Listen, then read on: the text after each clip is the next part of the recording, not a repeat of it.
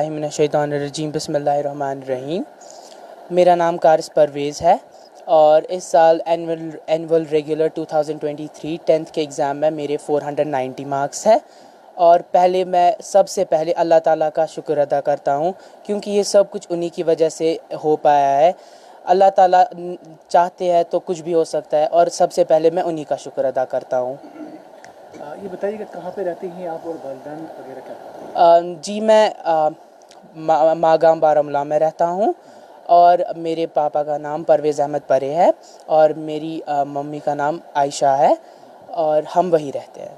तो कैसे हालात में पढ़ना रहा, कोचिंग वगैरह क्या करते थे आप या बिना कोचिंग के? जी मैं कोचिंग करता था मागाम से अल इल्म कोचिंग सेंटर। वहाँ का बहुत कंट्रीब्यूशन रहा है मेरी स्टडीज़ को लेकर। वहाँ के टीचर्स मेरी स्टडीज़ को लेकर बहुत कंसर्न थे पहले से ही, और जब भी मैं कोई डिफ़िकल्टी फ़ेस करता था तो मैं पहले वहाँ के टीचर से बात करता था। और जब भी मैं अपने आप को डीमोटिवेटेड फ़ील करता था कि मैं डीमोटिवेट हो रहा हूँ इस स्टेप पे, या कुछ समझ नहीं आ रहा होता है, तो मैं टीचर्स से बात करता था, और वो टीचर्स मुझे ऐसे गाइड करते थे कि वो बहुत अच्छा होता था मेरे लिए, और मैं जल्दी से उस फ्रेम से वापस निकलता था। तो आगे जानने की कोशिश करेंगे। ये बताइएगा कि फैमिली बैकग्राउंड क्या है आपका, एजुकेशन बैकग्राउंड से है या किसी और चीज़ से आपकी? जी मेरे पेरेंट्स, मेरी मेरी माँ हाउसवाइफ है, और मेरे जो पापा है उनने ग्रेजुएशन की है, बट अभी वो बिजनेसमैन है। तो जी ये मेरा फैमिली बैकग्राउंड है। और हाँ, थोड़ा एजुकेशनल बैकग्राउंड, हमारा फैमिली बैकग्राउंड एजुकेशनल है।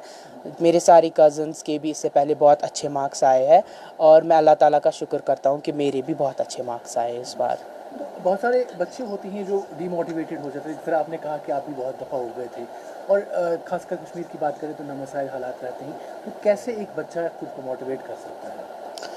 जी ये एक बहुत बड़ी जर्नी होती है। जब आप क्लास 9 से क्लास 10th में आते हैं तो पहले से ही आपको सुनने को मिलता है कि बोर्ड्स है, इस साल मेहनत करो, अच्छे से अच्छे नंबरात हासिल करने हैं। तो ये एक बहुत बड़ी जर्नी होती है, और ये सबके लिए आम है कि इस जर्नी में आपको डिफ़िकल्टीज़ तो आएंगी ही आएंगी। कभी कभी आपका जो मोटिवेशन लेवल है वो बहुत ज़्यादा होगा, और कभी कभी बहुत कम होगा। तो इसमें क्या करना है, मैं अपनी बात करूँ, मैं अपनी ट्यूशन टीचर्स और ज़्यादातर अपने स्कूल टीचर्स, मेरी schooling खानम्स public school Lawaypora Srinagar से हुई है, और मैं नर्सरी से उस स्कूल में पढ़ रहा हूँ, और मैं बहुत ज़्यादा शुक्रगुज़ार हूँ उस स्कूल का, और वहाँ के टीचर्स का स्पेशली, जिन्होंने मुझे पूरी इस जर्नी में बहुत ज़्यादा हेल्प किया है। जब भी मैं स्कूल जाता था तो वहाँ पर कोई प्रॉब्लम होती थी तो वो मुझे गाइड करते थे। इसके अलावा मैं कहना चाहता हूँ कि इसमें कोई ये नहीं है कि 10th कोई ज़्यादा वो बड़ा मसला नहीं है, इसके बाद भी ज़िंदगी है। और इसमें कोई बड़ा इंसान का गोल पहले ही बड़ा होना चाहिए, और जब आपका गोल पहले ही बहुत बड़ा होगा तो जो टारगेट है वो आपका बड़ा ही रहेगा, और जो आप हासिल करेंगे वो भी इंशाल्लाह बड़ा ही होगा। तो डीमोटिवेट होने की कोई बात है नहीं।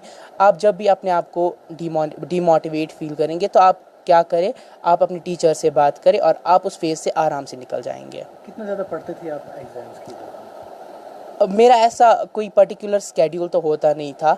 मैंने ऐसा किया है कि जिस दिन से मैंने 10th स्टार्ट किया उस दिन से मैं कंसिस्टेंटली पढ़ता रहा। हर हर दिन मैं एक मिनिमम 3 to 4 आवर्स पढ़ता था। एग्ज़ाम्स के दिन मैं 6 to 7 आवर्स पढ़ता था, और जी ये रहता था मेरा स्केड्यूल। ऐसा पर्टिकुलर टाइम टेबल नहीं था कि इतने दिन पढ़ना है, या ऐसा मैं हमेशा करता था कोशिश कि कम से कम 4 to 5 घंटे तो पढ़ ही लूँ। बच्चों के लिए कोई आपका रहेगा कोई फंडा है कि किस तरह से एग्ज़ाम्स को क्वालिफाई किया जा सकता है?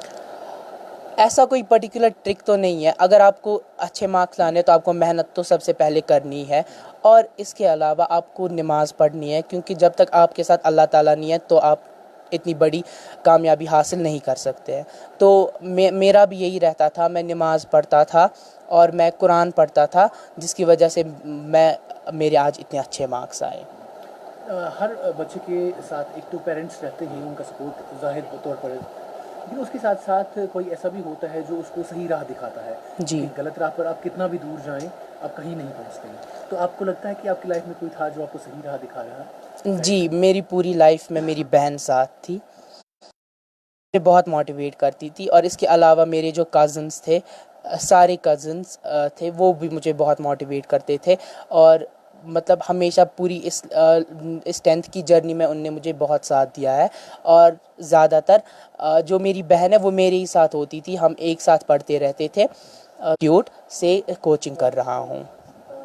कोई मैसेज बाकी बच्चों के लिए जो ये एग्ज़ाम क्वालिफाई नहीं कर पाए? जो बच्चे अभी एग्ज़ाम क्वालिफाई नहीं कर पाए, कोई घबराने की ज़रूरत नहीं है, क्योंकि ये जो है हमारे हमारे टाइम क्या हुआ, ये 15 मंथ्स की जर्नी रही, ना कि सिर्फ 12 मंथ्स की। 15 मंथ्स की जर्नी में बहुत सारे बच्चों ने ये भी सुनने को मिला कि बहुत सारे बच्चों ने